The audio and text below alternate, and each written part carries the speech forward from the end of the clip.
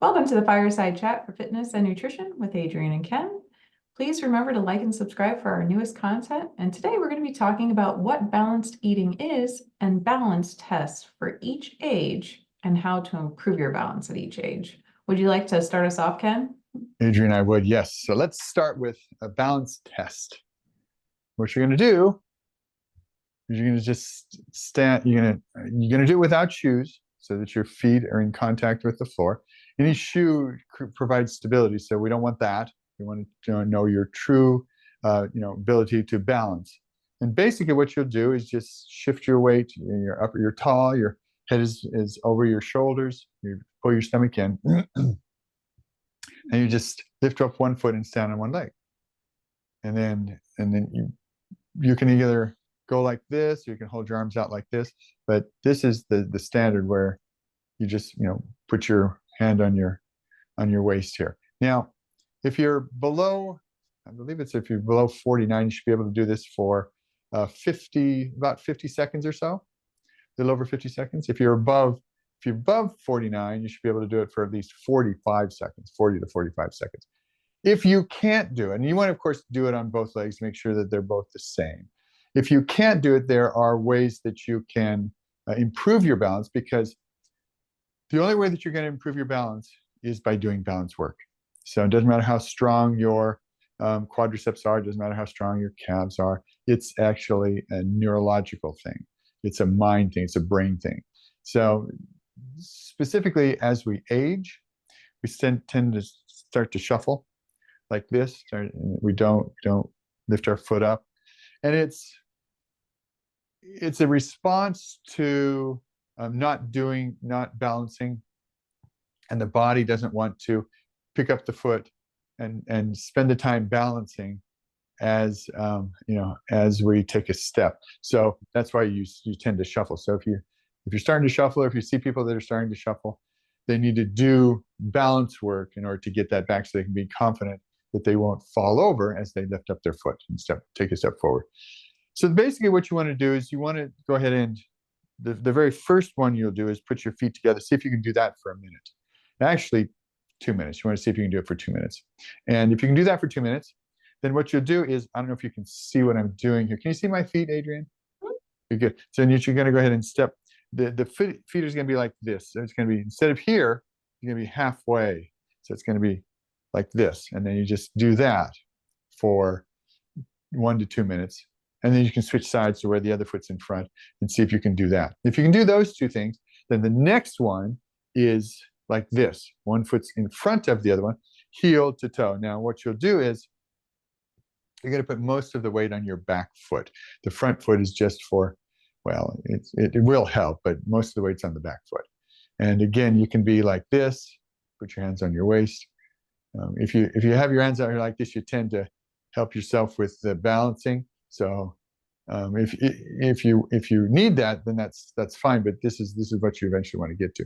Now, I say all this in that this is what you should do. But if you get to a point where you're starting to lose your balance and you don't know what level you're at, have a chair or something next to you, or do it against the wall so that you don't fall down when you're trying to do the test or trying to improve your balance. You want to make sure that you're doing it in a safe environment. So there's that. So I'll just leave this here. So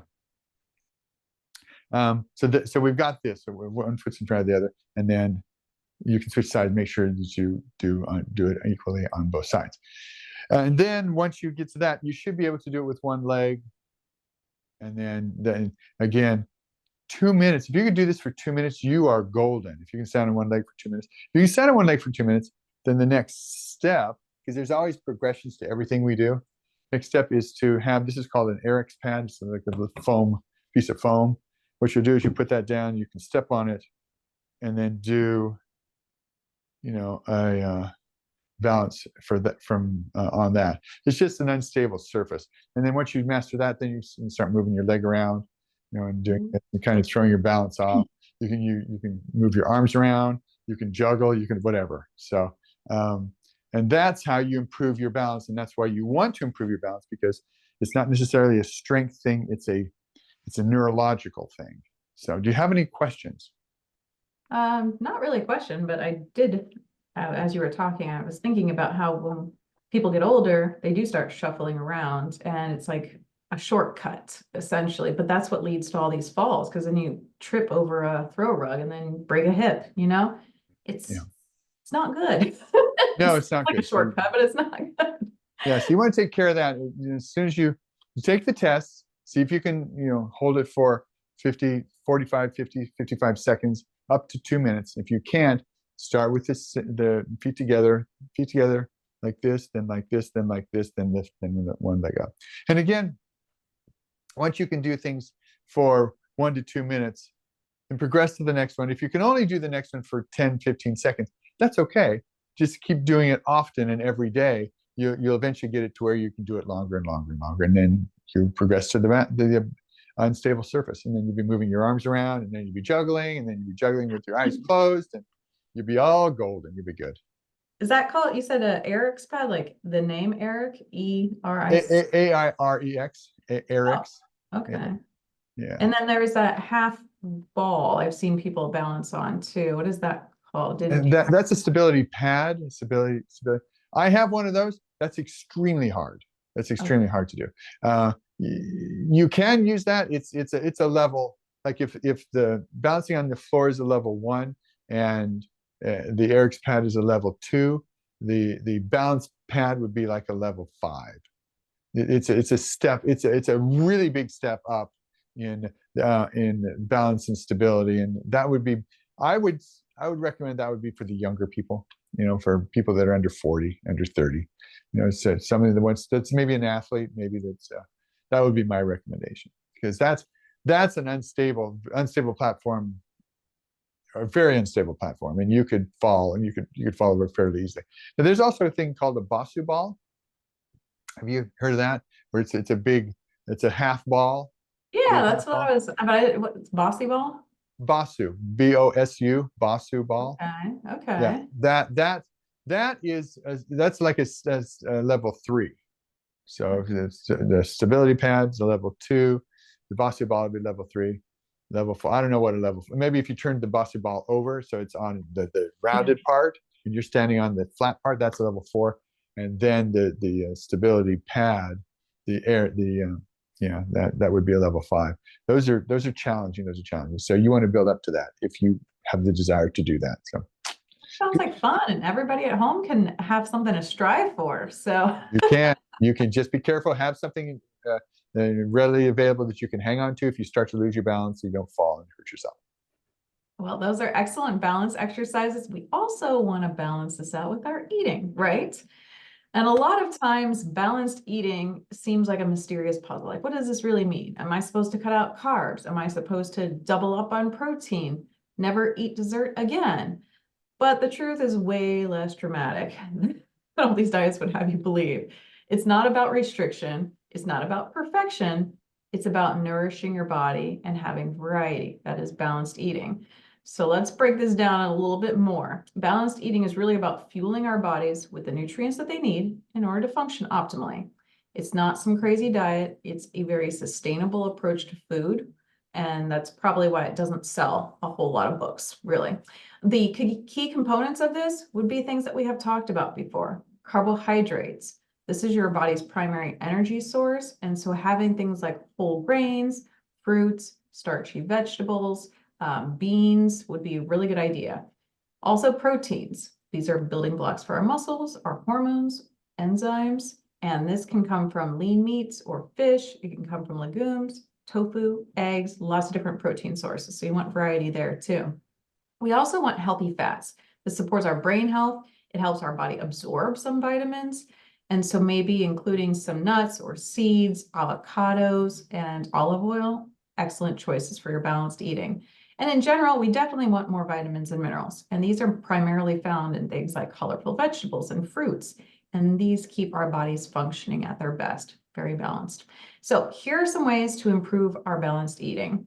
One is to think of the rainbow. So try to include a rainbow of fruits and veggies on our plates, because a lot of times if we sit down, we notice that there's a lot of beige or brown there. And this also, each of these colors offer unique nutrients. So that's why we say eat the rainbow.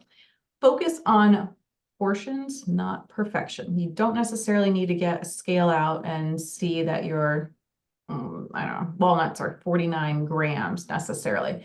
I would just say half of your plate is vegetables, a quarter of it is protein, and another quarter of it is starchy vegetables or whole grains. Easy enough, right? And then we also want to embrace more healthy snacking. A lot of times snacking can really take us off course. So this could be a really good place to add nutrients into our day. Maybe some apple slices with almond butter, a handful of nuts with some dried fruit like dried cranberries. We also want to hydrate with purpose because thirst usually masquerades as hunger. So keep water, keep some herbal tea around, and drink consistently through the day. Don't wait until the end of the day and then say, oh, I don't want to get up a million times in the middle of the night to go to the restroom.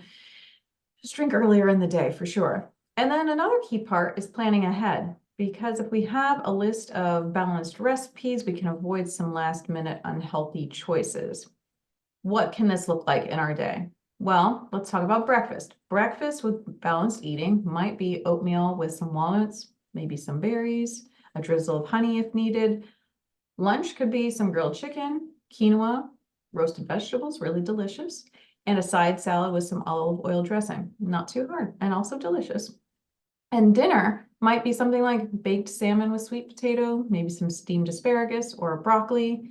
And snacks during the day could include things like a Greek or maybe a non-dairy yogurt with some seeds like chia seeds, hummus with veggie sticks.